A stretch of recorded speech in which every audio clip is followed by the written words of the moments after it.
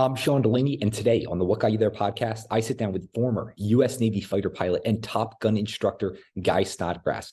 Get ready for a masterclass in leadership, performing at your best, and what it takes to fly a jet 600 miles per hour. Enjoy this conversation with Guy Snodgrass.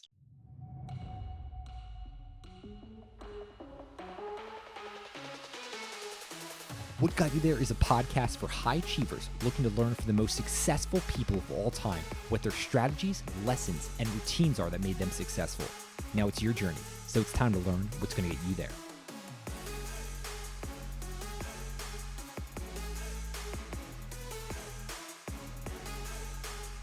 Guy, welcome to What Got You There. How are you doing today? Hey, it's great. Great to be with you, and thanks for having me on. Absolutely. I would love to know, what are you doing minutes before getting into a jet? Like, I want to know what you're doing to get yourself ready. And then what is your mental state like right when you're about to take off? Yeah, it's a great question. When you think about the phases of flight, you have your pre-brief, right? So you're preparing for the flight. You brief the members of the flight with what's going to happen. And there's a little window of time between when all the members of the flight have cleared out of the ready room, and then now you're just alone with your thoughts. And that's where you're basically mentally preparing yourself. You're we call it chair flying. It's where you basically are using your imagination to imagine how the event's going to go. You're visualizing what success looks like. You're thinking through, most importantly, I think, what are the possible issues that might arise, the challenges you might face. And now you're kind of thinking, okay, well, if this comes up, what am I going to do to deal with it? And that way, when you're in a fighter jet and you're going 600 miles an hour, you're almost a little bit reacting on instinct. And so it's so important, and it's really critical to be thinking about those things well in advance so you're prepared and ready to go. And then to your point, at that phase, you throw on your flight gear, you go out to the fighter plane itself, you do what's called a walk around. So you make your way around the entire aircraft, you're checking aircraft integrity, making sure panels are fastened, all the things are ready to go. Then you climb in and you fire up a $80 million piece of hardware and you get ready to launch into the sky. And of course, after you've done, the first few times you do it, it's a little nerve wracking just because you literally are launching into the unknown. But after that, after you've done it, like in my case for 20 years, it becomes a habit pattern, it becomes routine. And now you can focus on kind of some of those higher level things that are going on. But yeah, man, like when you think about some of the best jobs you could have in the world, getting a chance to rip around in the skies in a fighter jet is pretty cool. Yeah, this has literally been one of my dreams my whole life. I would love just to get to fly in one of those. To me, it just seems endlessly fascinating. But I would love to know, something you said is eventually you just end up reacting on instinct. How long does it take to get to that point where all of a sudden, it's muscle memory, you're reacting on instinct as opposed to more that rational, logical mind thinking through all the steps? Yeah, that's a great question. I think it's going to vary for everyone, right? Everyone has their own, the way that they learn, the way that they acquire new knowledge and information, the way that they're going to put that to use in the field in which it's applicable. In my case, I'd tell you I was a slow starter. I tend to pick up knowledge pretty quick, but then you've got to bridge that gap between the knowledge and actually putting it into action. So, it took me maybe a couple of years of flying to where I felt genuinely comfortable in the jet, where it was almost like putting on a suit coat, right? Or like a sports jacket. You're just like, hey, this fits me. I feel comfortable. It feels comfortable. Let's go do this thing. So I knew people who it seemed to click for them much earlier on. And then I've met people who, for whatever reason, it really never did click until they had to find something else to do in the military. But it's different for everybody. But I think that's what's interesting. And so then you have another issue you have to deal with, which is, hey, I'm really comfortable in the jet. Well, then now are you overconfident? Now are there things that you are maybe overly assessing your capability? And so, that's something that as I gained seniority, as I became a commanding officer for an entire fighter squadron, as I worked in senior levels of government, I'd always encourage people to think about it as like, hey, no matter how good you truly are, you always want to think you're slightly less than that, because it gives you room to grow. It gives you something to shoot for and an area where you can continue to grow and develop. But if you start thinking you're better than you really are, and you become arrogant, that's where the danger creeps in. Is that an internal knowing for you where you're catching yourself, you're catching your own thinking, or are you relying on other people to kind of bounce that feedback and let you know what, you need to tone it down a bit?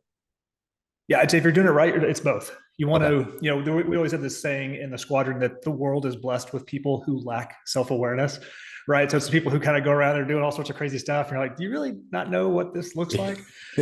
So number one, internal, right? And I think that's part of being a genuine professional. You could be in any kind of professional organization. You could be a doctor, you could be a fighter pilot, you could be, anything where there's this nature of being a profession, because a profession, a big part of that is that you're largely self-regulated. And as part of that, you've got to be able to have an effective and accurate assessment of, well, where am I as an individual? Where am I within the profession? What are the things I need to do to continue to sustain my skill level and increase my knowledge base? But I'd say, that's a big part of it, because you want to be very effective as an individual, but then you definitely rely on your network. You rely on those around you. I always, when I do public speaking, I always tell people that you want to bring, people into your orbit who are willing to tell you what you need to hear, not just what you want to hear, right? Because, we've got friends and all sorts of people through our lives who will just tell you the things that they think you want to hear. Like, oh man, you were great. Don't worry about it. Awesome. But the people who are willing to pull you aside and say, hey, when we were flying today, you made a mistake and you really need to know it, because this is what it could have led to. You go, oh, wow, did not realize it. Thank you for calling it to my attention. And then you can make those corrective actions. And you don't even have to be in a profession to have that element. Anybody can serve that role in your life. I think what's critical is that you open the door, that you invite scrutiny, right? Professionals invite scrutiny. So you invite people to say, you actively ask for that and solicit that feedback. As a Top Gun instructor, I'm wondering, when do you provide that feedback? I'm assuming I could be completely wrong here, but during flight, can you provide any feedback, or is it post flying that you guys sit down, debrief? I would just love to know how that works for you in such a high stress, high speed environment. Sure. I would say the honest answer is it's continual. So it could be out of the cockpit, it could be in the cockpit. Typically in the cockpit, once you've started the mock battle, you've started your fight, you're rarely going to interject unless it's what's called safety of flight. Okay. So if you as the instructor realize that an aircraft is about to collide with another one, if someone is about to lose life or you're going to lose significant, property damage, then yes, absolutely. As the instructor, you have to come up on the radio and advise on the next course of action to prevent that from occurring. On the flip side, though, you typically want to let that battle play out so that you can capture all of the pieces of data. You bring it back to the debrief, and then that's where you really, anchor down. And that's what Top Gun's really known for, are the marathon level debriefs where, your flight may have taken an hour and a half, but your debrief takes 5 or 6 hours. But it's because you're going through every piece of data. You've got videos that you can watch where we record through our heads-up display. So you record a view out the front of the aircraft. You record the displays that are in the aircraft. You record kind of what's happening around you. And you can watch all those pieces of information to help the student who has less experience to rebuild, we call it truth data, right? So, and I think that's a great point in life. We always have our perception of what we think happened, but then there's usually some elements of truth data that we have access to that can say, hey, I think this happened. And it's like, no, let's go to the tape, right? The NFL playback, let's go to the tape. Let's take a look at what really happened. And you can sit there and say, wow, my perception was off.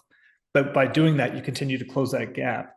And so now the students can rapidly increase, in their capability and their knowledge base. I love that phrasing, truth data. I played sports most of my life. So yeah, those film sessions, the film never lies. So there's no escaping that. I am curious though, you're talking about kind of like rising and ascending up, you become the professional. Were there moments that you felt imposter syndrome or doubt or just concern with if you were capable of doing this? I mean, flying at such a high speed, requiring so much skill, so much knowledge. Yeah, 100%. I think there were times in the aircraft, especially when I first started, not only as a student through Top Gun. I think as a student, the perspective that I had was a little different, because you knew you were a student. But once I had graduated and I was asked to remain as a Top Gun instructor, that's when you realize, hey, I'm with some of the best pilots that America has, that the world has. And so you're always, in a healthy way, you're trying to compare yourself to others to figure out, where can I learn? Where can I grow? Where am I deficient? Where's the most opportunity for personal and professional growth? But yeah, there's always going to be times where, especially when I first started standing up in front of an audience to teach other Top Gun instructors about something. And when you're a junior instructor and you're doing that with senior instructors, there's always going to be a part of you that's like, man, these guys and gals probably know way more than I do. Who am I to be teaching them? But you learn pretty quick that no, I'm the subject matter expert in one particular area. For me, it was air-to-air mission planning, so aerial warfare. And hey, my job was to be as deep as possible, because all the other instructors had their subject matter of expertise, right? So they might be air to ground, or they might be some kind of weapon system or a missile. So they're going to be the experts there, and I don't know everything about those things. They do, and so that's what makes the staff as a team, as a cadre of instructors, really strong. I would also kind of branch out because we're talking about fighter pilot stuff, but one of the cool things about the U.S. military is that typically most service branches, you have your specialty. In my case, being a fighter pilot, but I also had a lot of out of cockpit experiences where I worked at the Pentagon twice. I worked for the Secretary of Defense, General Jim Mattis. And it was fascinating because when you talk about imposter syndrome, that's usually where I felt it the most, right? I felt incredibly comfortable in a cockpit, but then you suddenly pull me out, put me in an office building, and you say, okay, now you're working with professionals who've been in that setting for decades in some cases, and you're the brand new kid on the block. And not only that, but you're in charge of, say, in my case, I was the chief speechwriter for the Secretary of Defense, right? So I'm writing speeches for the president, speeches for the Secretary of Defense. And I'd never done that before. And so there's always going to be a little part of you that's probably working extra hard because you just want to make sure, you don't let your boss down. And in that case, you don't let the country down. Yeah, right. Well, one of the things I hope the listeners are doing here are understanding what you did, but then understanding how they can use that in their own environment. So I would love to know, you just said, I had no experience, and all of a sudden here you are, you're the speechwriter. How did you end up getting in that position? What did you do to be able to get to that place? Yeah, I think so many of the critical things that really help people across any sector of business, sports, et cetera, it's really kind of two things, right? It's having a strategic mindset, and then it's having this desire for lifelong learning. And that could be however you want to catch it, right? It could be, hey, self-improvement. It could be that I always want to strive to be the very best that I can possibly be. And you mentioned your background with sports, right? I mean, every sports team that's successful is like that. Hey, we did great in today's game, but let's do even better tomorrow, right? So I think having that kind of internal drive really matters. But the reason why I mentioned a strategic mindset is because you can, there are so many ways in life you can generate success. You don't have to just be passive and receive someone else's kindness to be successful. It's you can make it yourself. And the best way to do that is to take that strategic approach. So maybe I'm going into the Pentagon. I've never written a speech for a senior leader, especially a senior American leader, in my entire life. Okay, well, I know I'm going. I've got a couple months to get ready for this. So I'm watching every video I can find of the leader I'm going to work for, in this case, Secretary of Defense Mattis. I'm reading up everything I can about, kind of, in this case, U.S. policy. I want to make sure if I can kind of step into his brain and know as much as I can about how he thinks. And so you start learning, as they say, his voice, right? But that's specific to speechwriting. And I think that type of approach, however, can relate to anything. My cousin's a doctor, right? Hey, if I want to be a good doctor, I've got to study how other doctors have done new and novel approaches. I've got to think through what are the risks that might happen. If I'm going to do this new procedure, then what are the things I've got to make sure I have set out and ready for success in advance? Because as we all know, right, typically, the moment of crisis or the moment where you're needed is not necessarily where it's all going to come together. It was all the preparation you did. It's all the practice you did beforehand that's going to lead into it. And this gets back to a point you made earlier about when you said that I felt comfortable in the jet and it became a habit pattern, right? It's all that buildup. It's all that trying and working and practicing that really has a cumulative effect. And then suddenly you find yourself in a situation where you're ready to go. Yeah, one of the things I like that you highlight is the amount of depth you had to go to prepare for those moments, right? Like you mentioned, trying to understand his voice, reading every single thing, all the speeches. It's like it requires that amount of practice, of dedication. So I just want to highlight the importance there. One thing I'm intrigued by, though, you said you kind of got that internal drive, but then you also, you can be strategic. That internal drive for you, where did that come from, right? Like, were you a kid who said, you know what, I want to fly a jet, or did that come later in life for you? No, I was that kid. And maybe it's I think it's something that a lot of people have. So I'll use me as an example, and I'll compare and contrast me to my brother, right? My brother's doing amazing work right now. He's a school administrator for a school district here in Texas. He didn't really know what he wanted to do until later in life. He kind of bounced around. He went to the Air Force. He enlisted. He was a part of what's called security forces, so kind of their police force. He spent some time overseas. He did 5 years. He got out. Became a police officer, and it wasn't until he retired from the police force and then got into the educational system where suddenly the light bulb went on. He's like, man, this is awesome. I love this. And not only do I like what I'm doing, but I want to be, the superintendent. I want to be a senior leader in this school district. So, same thing, right? That now that fire has been lit, he's doing everything he can, whether it's getting a master's degree, higher education, continuing education, finding mentors who can help him chart that pathway forward. And so, on my stance, I was that kid. I was kind of a self-starter. I didn't require a lot of direction. I really wanted to, like, my pathway into the military was to go to college at one of the service academies. So I went to the U.S. Naval Academy up in Annapolis, Maryland. And, that was me as a kid figuring it out. Like, my parents didn't have a whole lot of input on that. It was me saying, hey, I want to do this. I want to be a fighter pilot. This is probably the best path to get there. And then figuring out the application process and how to work with members of Congress to get the appointment. So, like I said, I mean, I think it's one of those things where it's awesome when you're there and you see that light bulb go off for people. And I think, if you take this one step further, right, as for all of us, once you have figured out what that looks like, that's where a lot of the joy comes from, is when you can be a mentor and you can help others achieve what they're looking to do, right? And so you can take all the lessons you've learned and start paying those forward and saying, hey, maybe this isn't directly applicable to you, but here are some of the key tenets that I felt really worked for me to help launch me into the career I really wanted. And then you can start sharing those with them, and they can, between that, you can help translate to what works for them. Yeah, you mentioned just your natural self-starter, and I'm wondering, maybe this wouldn't be applicable to Top Gun, but I'm wondering some of your work outside of it. Do you have anyone, or did you have anyone within the training program that did not have that inner spark, that just self-starter mentality? They could just do it all on their own right away. Did you run into people like that? You mean, for example, at Top Gun, who just naturally were awesome? Yeah. No, we actually all talked about it. We joked about the fact that, you looked around the room and it wasn't like everyone at Top Gun was like a high school valedictorian or a college valedictorian, or that they were some kind of like superhuman intellect. It was really just people who they wanted to be masters of their craft. They wanted to be the very best at what they did. It was kind of like hey man, if I'm going to go and work in sanitation and collect garbage, then I'm going to be the best one, that I can possibly be. And so that's the real mentality that drives a lot of these elite teams. And it can be like what I did at Top Gun. It could be Navy SEALs. It could be, again, high performing individuals across any industry. Usually that's that key characteristic, is just the refusal to accept anything other than excellence. It doesn't mean you have to be a jerk about it. It just means that you sit there and say, that's the sights that I have set, is to be the best that I can possibly be.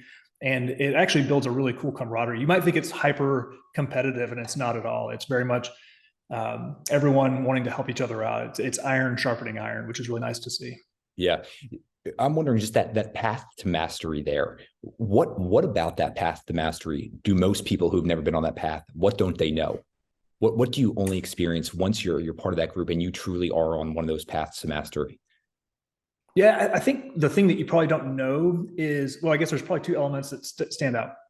One is just the hard work and dedication it takes to get there. Because I do think that there are a lot of people out there who kind of look at people who've risen to the top and they say, oh, luck, timing, something broke their way, and that's what made it happen. And I think that from a cultural standpoint, it's also challenging because, we do have a little bit of a get rich quick mentality. And it could be podcasting, it could be YouTube, it could be TikTok, right? It's like we're inundated all the time with these individuals who came out of nowhere, they popped on our radar, and then they're wildly successful. I'll never forget, just as a random example, the actor Jason Momoa, right? I'd never heard of this guy before he was starring a movie called Aquaman. And then suddenly after that, he's everywhere. But if you look back through his body of work, it's like, no, man, he was in the background. He was toiling. He was working. He was out there just completely, beating the streets, striving to find that break. And then when the break came, it looked real easy, but that kind of undercut all the work that went in to make that possible. So I think that's just number one thing, like hard work, dedication, perseverance. Those are all key attributes that are going to help propel you to where you want to be. And there really isn't, in many cases, in most cases, going to be that kind of get rich quick, random lottery ticket that propels you to success. You got to do the reps and sets. The other element about that, if people kind of look backwards and say, okay, now that I'm here, what's something else that really stands out?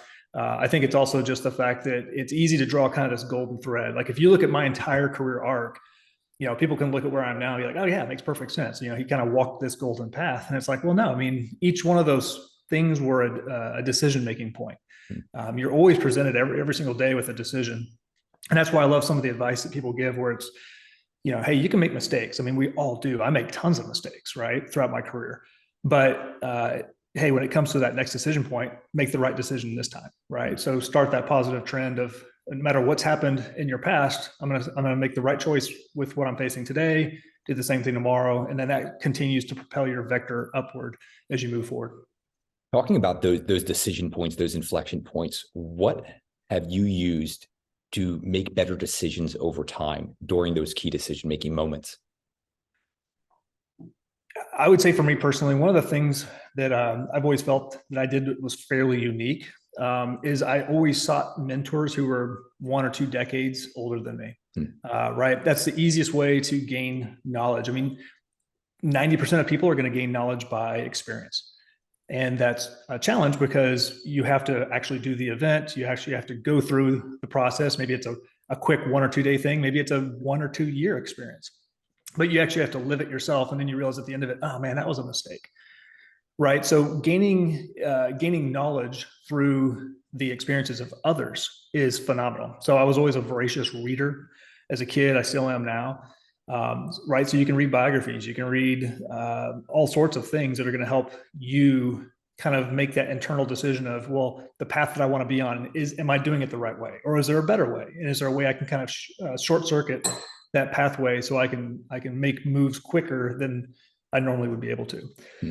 So I think that's one thing. And again, I was kind of that kid at the age of 14. I'll never forget when I asked my dad, I said, hey, if you could do your life over again, what's the one thing you would change?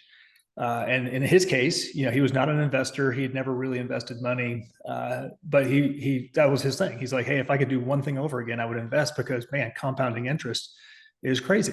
But if you start when you're 50, 60, it'll work for you, but it's just not going to work for you if you start like when you're in your teens. So that's what I did, right? I started, figuring out how do you invest? How do you save? How do you do those kinds of things when I was 16, 17, 18 years old, to kind of get a head start there, right? So to me, that's the thing is, be comfortable with being uncomfortable, get outside of your comfort zone, ask for help, ask people.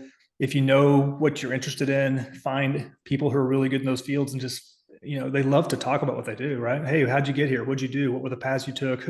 What resources are available to help me? And all of that will constitute time compression where you can make a lot of advancements and you can accelerate your path forward much quicker than you would have elsewise. Yeah, it's the entire reason I have this podcast. It's like we learn from these other people who are way more intelligent. One thing I'm intrigued by, you mentioned learning from others. I came across this really interesting study about surgeons, and what they found is surgeons learned better from other surgeons' mistakes on the operating table, but they learned better from their own successes. And I'm wondering if that's something you've seen across all the different things that you've done. Did you tend to, when you failed, did you learn more from your failure, or did you learn watching other people's failures and learn to avoid that?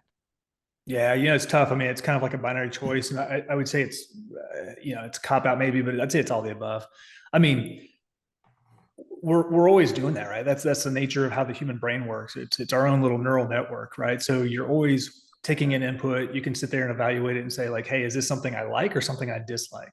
And so, yeah, there were times where I found incredible success in the cockpit of a fighter jet or in a business room or whatever it may be.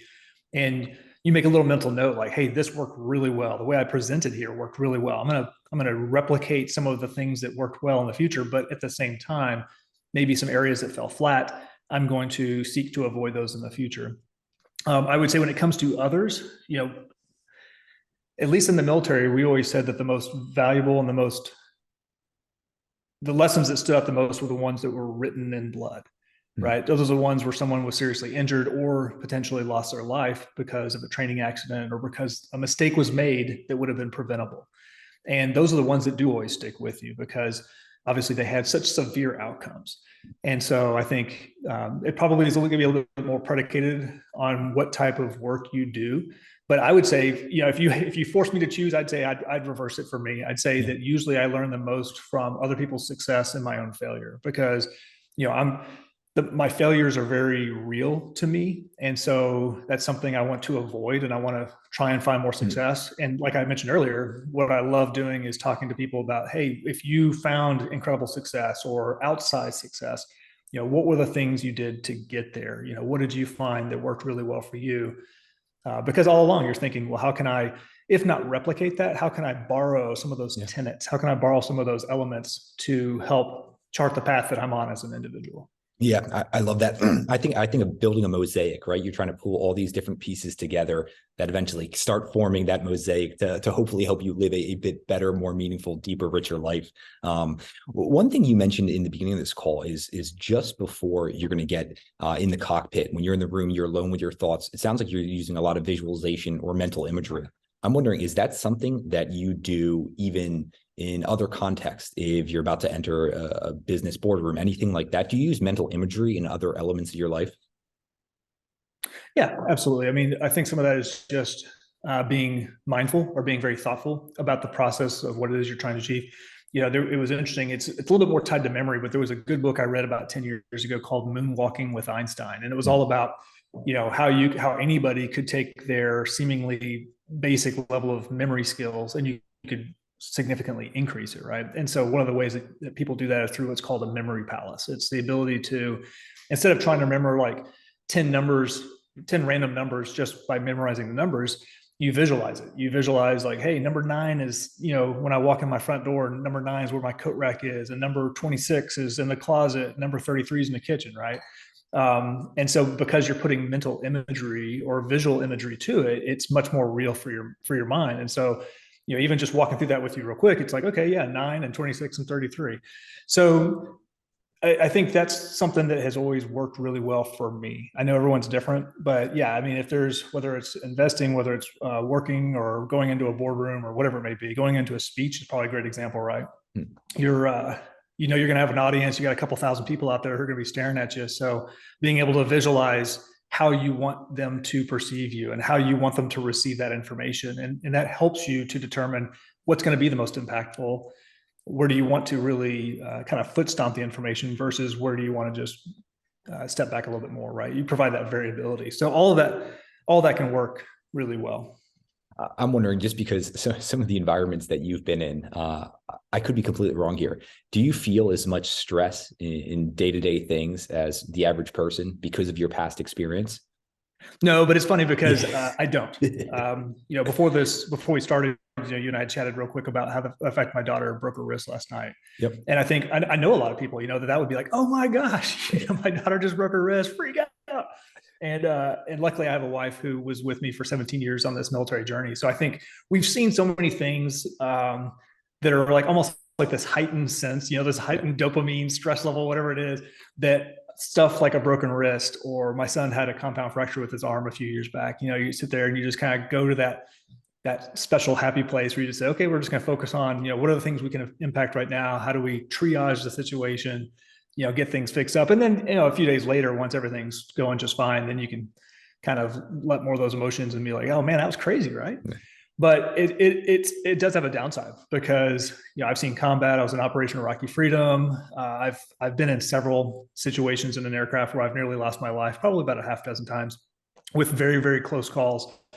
And the downside is that it can make you hard to relate sometimes to other people because, someone having, a mild fender bender might literally just destroy their day, let alone their week, and become an overwhelming situation. And it's hard for me sometimes to relate. And let's face it, there's far more people who've gone through those types of situations than have gone through mine. And so that's where, again, you make that assessment, right? We're talking about personal growth. So part of that is me saying, hey, I've done these crazy things in combat and other things, but that was then, this is now. How do you most effectively maneuver through daily life? Yeah. And be able to reach people at the area in which they're the most comfortable? Because as you do with your podcast, right? I mean, it's a huge part of your audience and the members of that, your subscribers, right? Who want to listen to you each and every week, each and every time, is the ability to reach them in a way that's going to have that personal connection. I think that's a huge part of finding success as well, is understanding your audience and understanding how best to reach them. So is there anything you would recommend for, let's not call it someone who's going to absolutely freak out over a minor thing, but people who are just trying to get a little bit better emotional control? Are there any foundational things that you tap into just to be able to handle and regulate those emotions a bit better? There is. I mean, something I've always taught is that emotion is the enemy of good judgment. I've before Stoicism became cool, I was a Stoic. My father was kind of like that when I was growing up. Completely different background and experience base. He was he'd been a sports guy who then became a lawyer, right? And so very different than being a fighter pilot. But something that stood out to me with my dad was that he always took things with an even keel, right? He didn't let the most exciting things, he didn't become super overjoyed, but at the same time, if tragedy struck or if there was a circumstance that required his full attention, he didn't flip out to the other extreme. He was just a very even-keeled guy. And so, a lot of times when you look back through moments of history or even as a person, elements in your life where you knew you were at kind of this fork in the road, that's usually the most important point to realize that, hey, emotion is the enemy of good judgment. Take that, take whatever emotions you're feeling, kind of stuff those into a closet for a moment and focus on just the facts. Focus on, what do I know about this situation? And I think the other thing that really helps with that is just realizing how much time do I have to deal with it, right? I think so many times because the emotion rises, we start thinking we have to make a snap judgment call. And I'll never forget whenever I was a commanding officer for a fire squadron, that's a huge responsibility. You've got 12 aircrafts. That's like what, 1.2 billion in assets. I mean, you've got combat missions occurring and there's a lot happening in real time. But I told my pilots, I was like, look, I mean, the reality is on any given day, there's very few decisions I have to make a snap judgment on. I mean, you can almost always wait to gain additional data. You can ask more questions to clarify what's going on. So I think give yourself some maneuver space, right? Time, give yourself some time to assess the situation, figure out what's really going on. And then if time does permit, then pull in additional resources. And that's where those external viewpoints, those mentors or those friends or people who you really trust to tell you their honest, truthful opinion, that's where they become critical because you can sit there and say, hey, I'm dealing with something I've never faced before. I've got, a few days to figure this one out. What do you think? Or do you have a resource I could use, right? And all those things you can start going, just like, I love your word mosaic. I always call it a tapestry, but it's the same thing, right? It's pulling together all the pieces of information you have to make a very good judgment call. And then you move on to the next thing. Yeah, you mentioned timing. This is a question I always ask myself is how much time do I have until the risk changes? And knowing when that risk is going to change. Another thing you bring up is in these moments, right, even with where you have limited time and you want to tap into your additional resources, who are the mentors, who are the people in your circle, that only takes place because you put in previous work. You've built those relationships. You've thought about that before. And so you're able to tap into those people because of that prior work. That to me is just a reoccurring theme. It seems like you really do a good job just really trying to like positively spring load those starting conditions so that they pay off like you were talking about with compound interest in the future. I just really enjoy hearing that. And you had two sayings that I really appreciate. One is calm breeds calm. And the other one is calm is smooth, smooth is steady, steady is fast. And can you just walk me through how you think about that and why you like those sayings? Yeah, and now what you're referencing is actually my second book. It's Top Gun's Top 10 Leadership Lessons from the Cockpit. And so I'll touch on something you mentioned just a minute ago before I answer your most immediate question, and that is one of the lessons that I put in that book. Right, there's these 10 lessons I learned as a Top Gun instructor, and then I provide a pilot-based anecdote, but then I draw it into everyday life and say, hey, here's why that made a difference for me, and here's what it can do for you. One of those is a lesson called never wait to make a friend until you need one. And that's the principle there, like you mentioned about having those resources, having those mentors, having those friends and others. And so again, it goes back to being intellectually curious, just always being positive and saying, hey, every situation you're in, you can always extend a hand and meet someone new and say, hey, okay, cool. You work at Amazon. I'm fascinated. Okay. So you run a distribution facility for them. What's that like? Right. And so you not only build maybe a new friendship or at least a contact, but you also gain some experience and exposure to, well, what are your best practices? How does that work? What are your biggest challenges? And then you can incorporate that into your own career or to your own pursuits.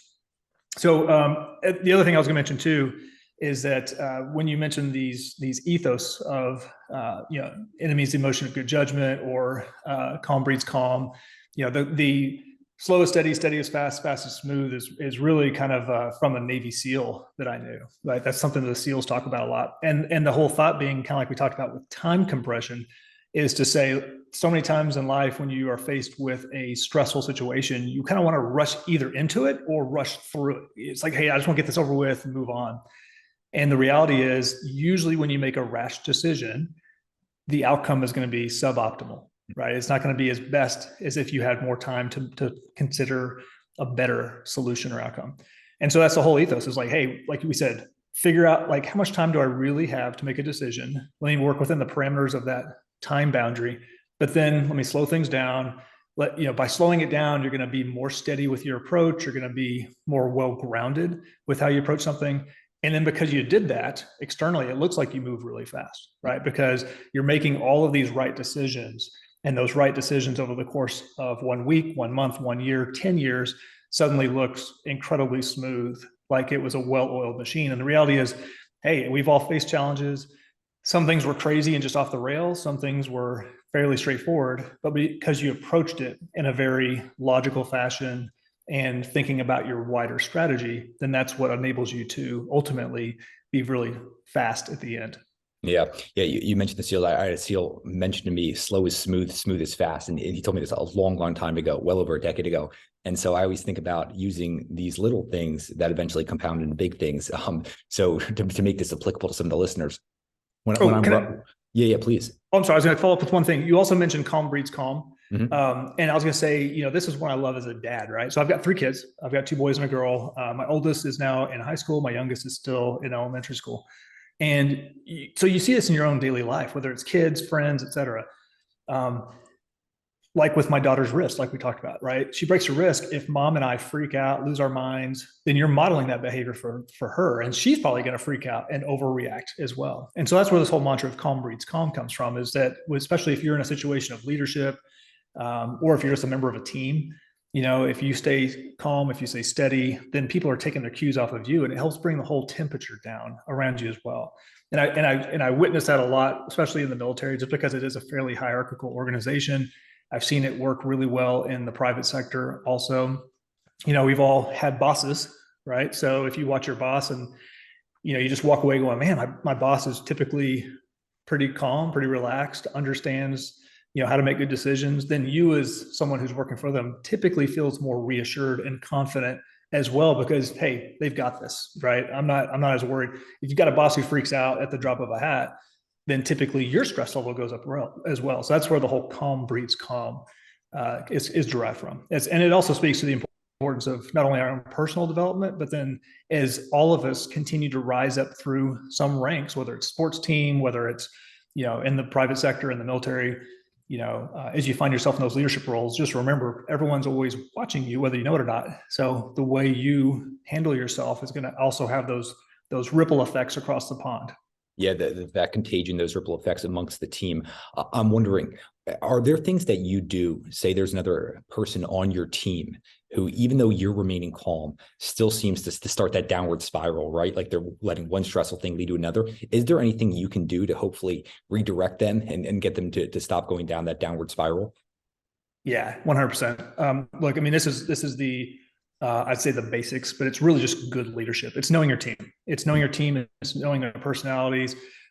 So once again, before the moment of crisis occurs, you already know who are the people who are probably going to be steady as a rock and who are the people who are going to be a little more of the nervous Nelly. So you already know basically, hey, moment of crisis occurs, boom. As soon as that happens, I already know that I'm going to probably assign some tasks to the nervous Nellies to keep them kind of busy and working on something that would be very easy and straightforward. Whereas maybe the ones who are kind of more solid as a rock, you give them those higher level tasks that they can focus in on. You also can sometimes put those types of people together, right? And that way each person can either learn from one another, or they can model good behavior to someone who still has plenty of room, on the runway for personal growth. So yeah, I mean, I think a lot of that's just knowing who you're with, knowing who the people are. And if you've never met them before, I mean, I've been in situations where a crisis occurs and you're in a room full of strangers, but you can start to see how people are reacting in the immediate. And once again, as a leader, that's where you can kind of step forward and say, hey, okay, here's what we need to do. And then again, you start detailing out those tasks. But usually what you find is that the people who tend to overact the most are the ones who don't have much going on, right? They're the true bystander.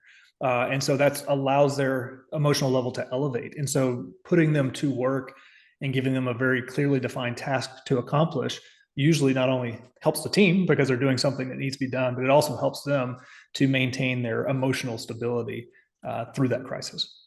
You keep even expanding on this. So it seems like really setting clear direction here for people. What else might you do? I'm just thinking the early days of a new team project where you're all coming together. Anything else you're doing?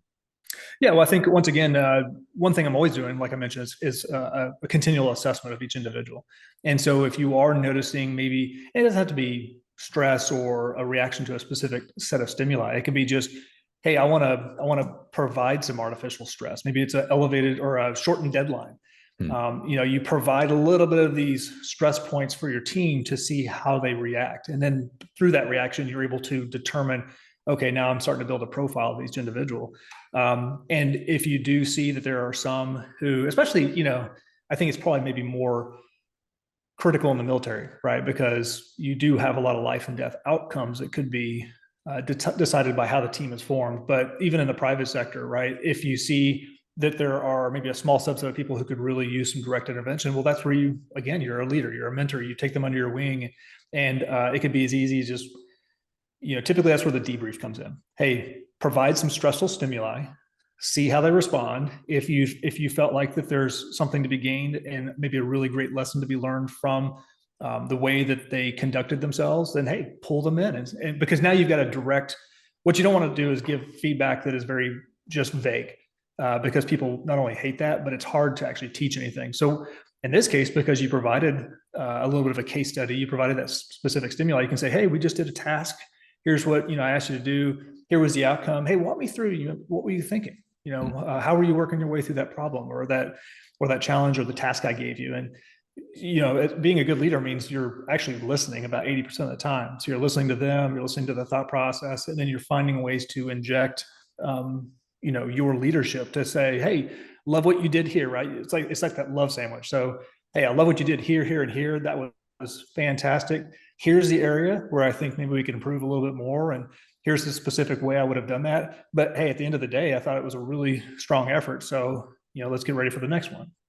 And so I think, again, you always have to lead with compassion, but you create those moments in time where you can assess your individuals, because by doing that, you have a really clear view of the strengths and weaknesses of each of your teammates before a true crisis or before a true, tough deadline approaches where you're going to have all hands on deck. What have you found over time, because you just work with so many elite performers and operators, what is the hardest lesson to teach or get the other person to embody, even for the highest performers that you worked with? I think the toughest lesson, especially when you work with a lot of lead individuals, because it's a pitfall for a lot of people, and that it's basically hubris.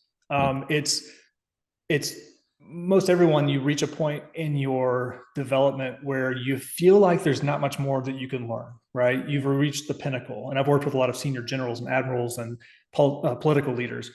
And I think that's, to me, the danger where maybe you even solicit input and people give you the honest input. And you're like, that doesn't make sense, right? I don't believe what you're telling me. And it's kind of at that moment where you start becoming a little bit arrogant. You start thinking that you know better than everyone else. And the reality is you don't. It's just we'd always say you've become drunk on your own success, right? You're drinking too much of your own whiskey. Yeah.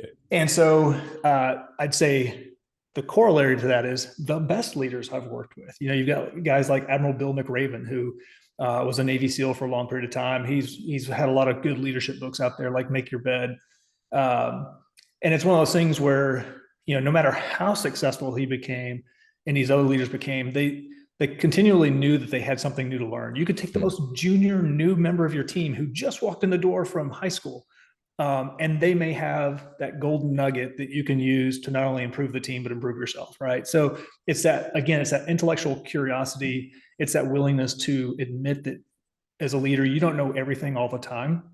And so you're willing to put yourself in a little bit of a vulnerable situation to admit that to your team. But I think once again, you watch when leaders do that, and it builds a stronger team, because the team members, it kind of like takes the temperature down in the room.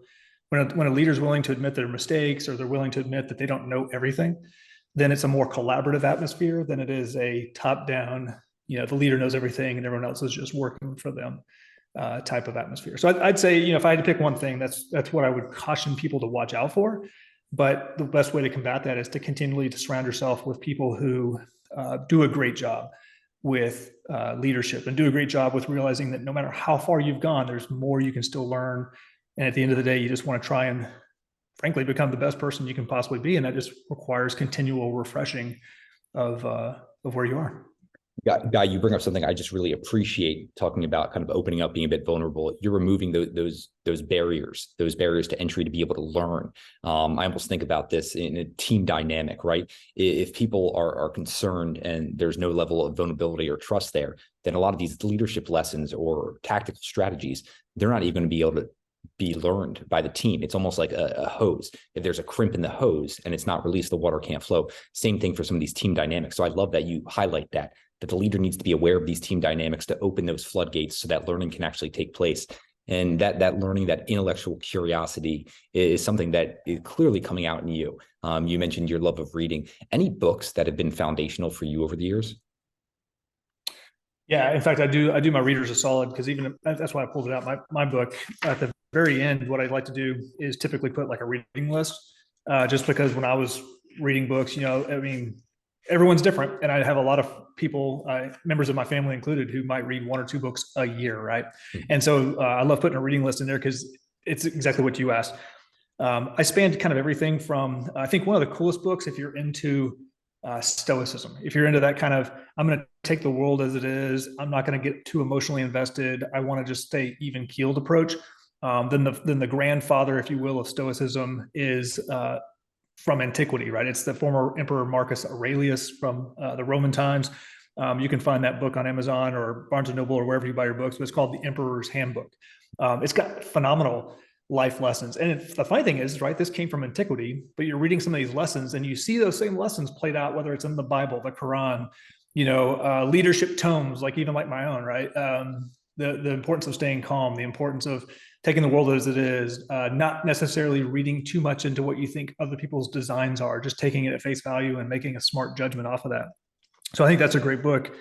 I mean, you've got some of the classics like 7 Habits of Highly Effective People from Stephen Covey. And then I think beyond that, it starts getting into who you are and what you want to pursue, right? When I was young, I mentioned something I really wanted to become good at was financial investing. So I was reading financial investing books. I was reading, there was a book called Think and Grow Rich from Napoleon Hill. I was reading stuff that Warren Buffett and his partner, Charles Munger, had put out about the markets. If you're thinking about, hey, I want to take whatever my career path is and continue to improve and move forward, then I read a book when I was in high school called How to Become CEO. And it wasn't just like, how do you become CEO of Coca-Cola? It was essentially those same type of leadership traits of, if you want to rise to the top of any organization, here are the types of things you should be thinking about. So again, it's really finding the things that work best for you.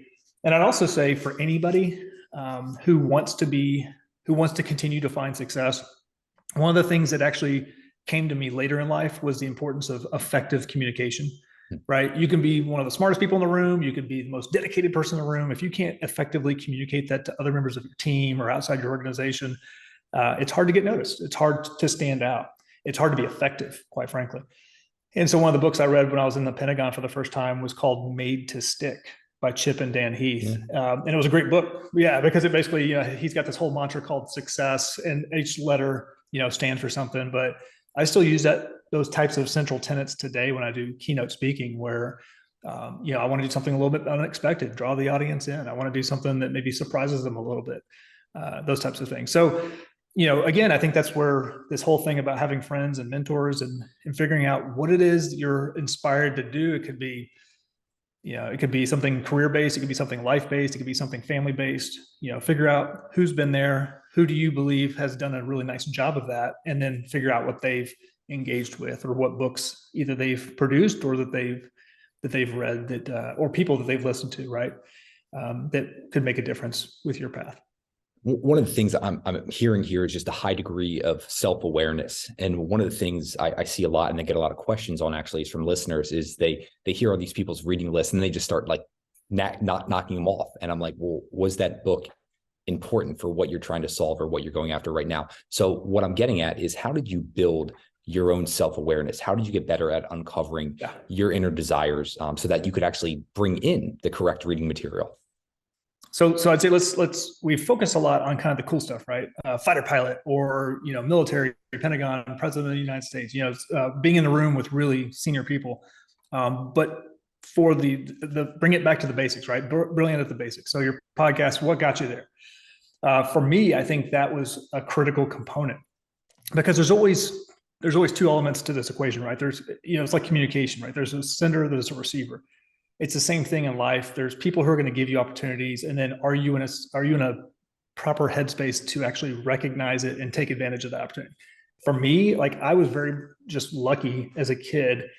I had a great school. I had a great church family. I had great parents who wanted to make opportunities available. So not because it had little to do with money, right? It was experience. It was, hey, my dad was adamant that I was going to be a Boy Scout, right? So, hey, you're going to be in scouting, but what did that do for me? Well, you got to earn these merit badges, right? You got to learn financial. You got to learn all sorts of just this wide variety of skill sets to be able to, work your way up through the ranks and become an Eagle Scout. When I was in church, it was a lot of the mentors in the church who were, one guy worked at General Dynamics as an aerospace engineer. He's probably one of the biggest reasons I became a fighter pilot, because he kept feeding me like these glossy brochures, these posters I'd put up on my wall at home. There was a cutaway view of the F-16 Viper, or the Fighting Falcon, right? So, I didn't just have cars or sports guys on my wall. I had fighter jets. Yeah.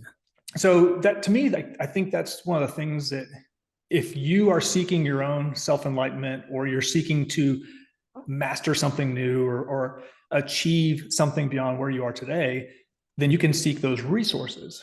Because I think most of your listeners are probably either, late teens or somewhere as an adult, right? You have more resources. But I think if you flip that on its head and say, as someone who has achieved anything in life, one of the best things you can do for that next generation is to, look for individuals you can support, especially the younger they are, the better. And so that's something I'm very adamant about with my own kids, is forcing them to put away their electronics. You're getting out of the house. I'm going to take you to do something new. I'm going to expose you to the wider world. It doesn't mean you're going to be an expert on all these things you're being exposed to, but at least it's possible. At least that you can change your own oil. You can change your own tire. You can, you've been to a train yard, right? So, it's like all these things that are out there. And you at least give some broad base of exposure, so that gets the kind of intellectual curiosity fired up. And now you can start asking those follow-up questions, either real time or sometime later in life. Even when you were younger, you just used a phrase that just piqued my interest. You said, open them up to what's possible. Did you put any limits on yourself when you were younger, or do you now, or do you kind of view everything as an endless possibility? Yeah, I think it's more of an endless possibility. So, and I think if you look at my path, I started off pretty much largely in the U.S. military. I mean, right after high school graduation, boom, I'm off to the Naval Academy. And so that's a military institution here in the United States. That's a 4-year institution. I went straight to grad school for a little bit, and then immediately to pilot training, right? And so then now I'm on the military treadmill. I think for most people, that's a very static career path. I mean, it's like there's really only one way you can go, and depending on what you do in the military, it's like you're on that path. I found that not to be the case. I found that you could actually create a lot of variability and a lot of excitement. But I say that because now that I have transitioned back in 2018 from the military to the private sector, man, holy smokes, especially today's day and age, right? I mean, it's like everything's got some form of digital accessibility. I mean, you likely have a skill set, you have something you can produce that would be of benefit to someone in America, let alone the world, right? I mean, it's a global marketplace. So that's the reality, is to kind of elevate your thinking to realize, man, there's so much opportunity out there. It's really just kind of separating the wheat from the chaff and saying, here are the things I want to go after, and that I think would be emotionally or mentally or just enriching in some way, shape or form, right? And in your case, a couple of years ago I was doing the same thing, but like you're doing great with podcasting is one of the things you do. And so I mean, there's so many ways to reach a new audience these days. And of course, when you podcast like you do, like, it opens up all these new doors. You either meet interesting people that you interview, or it provides new connective tissue to something else that you might be interested in, or people who can find you. So again, for your listeners, I mean, I think there's just really endless possibilities out there. And today, more than pretty much any time in our human history, if you don't like the path you're on, you can change it. I mean, you can find something else you want to do and shift gears pretty easily. And it's not like it was in the 70s, 80s, 90s, where maybe someone would kind of arch an eyebrow at you for changing direction. It's like, hey, yeah, awesome. You figured out something new you want to do and you're doing it. More power to you. Yeah, and you did an amazing job building a repertoire over all those years. Where now you're CEO of Defense Analytics, where because of all those past experiences, you're continuing to evolve, to grow, and use what you learned in the past to what you're currently doing. So I just loved hearing that. And then I also want to highlight you seem to gloss over. You graduated MIT with 2 master's degree in nuclear engineering and computer science. So I just appreciate. I think I just want to highlight again, just your commitment, your focus, your dedication to leveling up and doing the basics. You used a phrase a minute ago I loved and highlighted, brilliant at the basics. And I just love that, the focus on those small things that compound over time. It's just really important and impactful. And I just want to really embed those lessons in the people who are listening here. One thing I do want to dive back into, because you were just talking about effective communication strategies, and you had a few that you've gone through over the past, just in doing research for this. One was bluff, bottom line up front. Can you just dive into this? Because I think this is very helpful for a lot of the leaders who listen to this. Yeah. That's another lesson from my book. So bottom line up front is traditionally a military term. And I think if there's another part of the private sector that really focuses in on this really well, it's the media. It's especially the written word, right? Or even newscasters. When you first pull up an article, typically that first paragraph is going to tell you almost everything you need to know. It's like, today this happened, this crisis occurred, here's what the outcome was. And then you continue to read the article and it gives you amplifying information. My military background demonstrated that that's very much the same way. And it's because it's the most effective way to communicate, especially if time becomes more of a critical factor. We've all been in a circumstance where maybe time was fairly critical and someone's telling you this like really long, loquacious story. It's like they're just going on and on. You're like, hey man, get to the punchline. Like what's going on? What do we have to do in this moment to succeed? And they're like, oh, okay, yeah, here's what it is. And you say, thanks, great, now we can go. So what I have found for most leaders, and I do this in my email communications, I do it a lot of times when I talk to people, is kind of 2 things. One, I usually ask like, hey, how much time do you have? Like if they ask you a pretty deep question, then you're just like, well, how much time do you have with me? And if it's like, hey, I've got 30 seconds, well, then my answer is going to be different than if you tell me 10 minutes. Likewise, regardless of what they say, I'm usually going to give them the punchline first and then amplify afterward. And so that comes in handy, whether it's talking to people, because especially in an executive scenario, a lot of times people might refer to some of that as executive presence. It's just that ability to get right down to brass tacks. Here's the most critical information. And if you want to dive in deeper, we can. But frankly, here's what you need to know. And so you put the bottom line up front. I think the corollary to this, which people also like from my book, is activity over progress. Or don't confuse activity with progress is the actual one. But so many times, people think that busy work is real work. And the reality is like, hey, well, what progress did you actually make, right? And I think the corollary here is, you're sitting in your cubicle and you're just like working your way through emails all day long. But at the end of the day, it feels like, man, that was a full 8-hour day. But then it's like, what did I really accomplish, right? And so you kind of flip that on the head and you determine, hey, I need to accomplish those big things or the things that are critical for my job or for the team. So minimize some of the distractions so that, you don't get wrapped around the axle. And we've seen this, whether it's meetings for the sake of meetings or just excessive communication for the sake of excessive communication. A lot of the high performing teams out there, whether it's private sector, military, whatever, they're really good about trying to get rid of the chaff and focus in on the things that really are going to make a difference, right? Because that's usually where people need to be, is in a good headspace to make solid decisions. Yeah, listeners, if you're wondering where a lot of these gems are coming, I know we mentioned it in the intro here, but this is from his book, Top Gun's Top 10. You also have an incredible book, Holding the Line.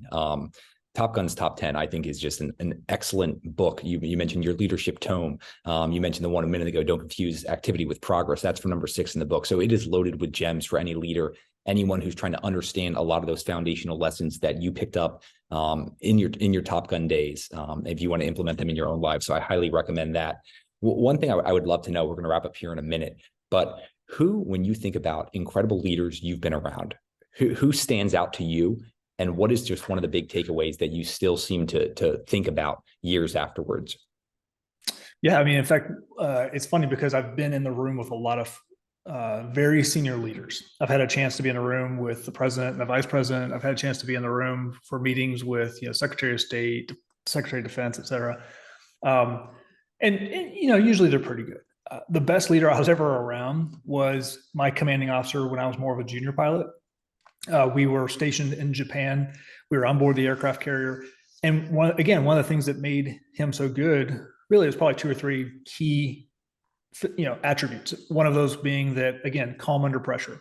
We always joke that you could run into the ready room, which is the spot on the aircraft carrier where everyone in the squadron tends to hang out and study and prepare. You could run into the ready room and tell the commanding officer, "Sir, we just had an aircraft hit the back of the carrier. It's on fire." And he'd be like, "Okay, yeah, just let me know when you've got more information." Right? Very calm. You could also run in and say, "Sir, we just won like the best award for the entire U.S. Navy." And he'd be like, "Okay, awesome. Thanks. Let me know when you have more information." Right? So he was just always very calm and even keeled, and it was great because it did a few things. It really brought the temperature down. You were never afraid to approach that leader because you knew he wasn't going to bite your head off. That's probably one of the worst things that a leader can do, is overreact, or maybe react in a way that's anticipated as like adversarial, because of the fact that people are going to start bringing you information. So if someone can't bring you bad information, then they're not going to bring you really any information unless it's positive. And as a leader, you have to have access to information to make a smart decision. Other things that he did, it was a very collaborative environment. It was a situation where, like I mentioned earlier, you could be the most junior individual, you could be the most senior individual. Your input was going to be weighed the same. And so that created a culture where everyone felt like a contributor. Everyone felt like they had a part of team success. And I think the other thing that really worked great too was the overall kind of on-brand messaging that really worked for him. No matter what, we always said our squadron was VFA 102. So that's Strike Fighter Squadron 102. We were the Diamondbacks. And our unofficial motto was world class. So he was a big sports guy. And his thing was like, "Hey guys and gals, it doesn't matter. Like, we're going to be world class. Everything we do is world class." And initially it's like people are kind of chuckling. "Okay, got it. We want to be special. We're world class." And it wasn't about that. It was very much about that. Just you infuse everything you do, that you're gonna meet the bar, and you're gonna do that extra 10%, right? It's like you're gonna take it just a little bit beyond where you were. And when that cumulatively adds up across all the members of the squadron, all 200 and some odd people, now your organization is world class. So I think those are all things that not only I found to be very impressive, I sought to embody or to absorb some of those lessons with how I operated as I became a more senior leader, and something that could really pay off for each and every one of us. Right? Like, I love that mentality of, you just never want to do the basics. You always want to take it at least a notch above it, and we all find that becomes part of your calling card. When people consider who you are, like, "Hey, who's Sean?" Yeah, Sean's like a guy who's going to take it. He's going to do a great job. He's always going to take it like to that next level, right? And I think all of us can benefit from having that kind of reputation and mentality. Yeah, a new standard you can hold for yourself. Guy, this has been wonderful. I would love to know, though, if you could do this, right? Like, long form conversation. I know you're a voracious learner. Who would you love to just sit down and interview and ask anything you could have? Oh, wow. That's a great question. I'll have to think of an exact name, but frankly, the people who I love to interview and interact with are people who look nothing like me, right? Who have had a walk through life that is completely different. Like maybe back in the day, it would have been someone like Jane Goodall, right? Someone who was a recognized expert in her field, but who I would never have crossed paths with. Recently, I've been helping with a project that has some Hollywood involvement, and that's been fascinating, right? Because now, I never would have been exposed to, what does it look like to be a director, or what does it look like to actually put together a pitch and have to do all this?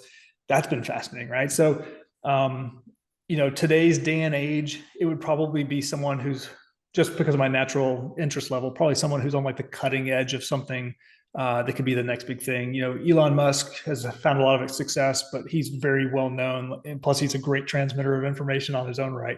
But someone who's kind of like looking at that next, what's that next thing going to be in the next decade or two, and have effectively, positioned themselves to capture it and talk to him, and be able to figure out, not only what it is that they're excited about and pursuing, but then also, the whys behind it, right? That's where you really start cracking open the nut or the egg, and you get to the goodness on the inside, is not just the bumper sticker, but to say, okay, well, what led you to that realization, and then how are you going to incorporate that? What are the ways you're going to take advantage of what you're doing now? Yeah, Guy, you bring up one of those really important parts that I just like am really invested in. And that's in terms of people see all these little quick tweets, or like you mentioned, a bumper sticker. And the people who came up with them, someone like a Charlie Munger, someone like a Buffett, someone like your former leader who uses the phrase world class. There are countless pages of thought, of lived experience that goes into coming out with that little phrase. And to your point, get to the why behind it, understand the why, and then you can use that principle again and again, not just for one little specific thing, but for many more things. That's just something I really wanted to highlight. But Guy, this has been a blast for me. I really appreciate it. Listeners, I know you're going to be intrigued by much of what Guy brought up here. You can pick up his 2 books in the show notes. Top Gun's Top 10, Holding the Line. You can also check out more of what Guy currently does as CEO of Defense Analytics. So we're going to have all of that linked up. But Guy, I just want to say thank you. I really appreciate you coming on, sharing some of the lessons that you've learned along the way here on What Got You There. Yeah, thanks, Sean. It's been a great pleasure talking with you, and thanks for the opportunity.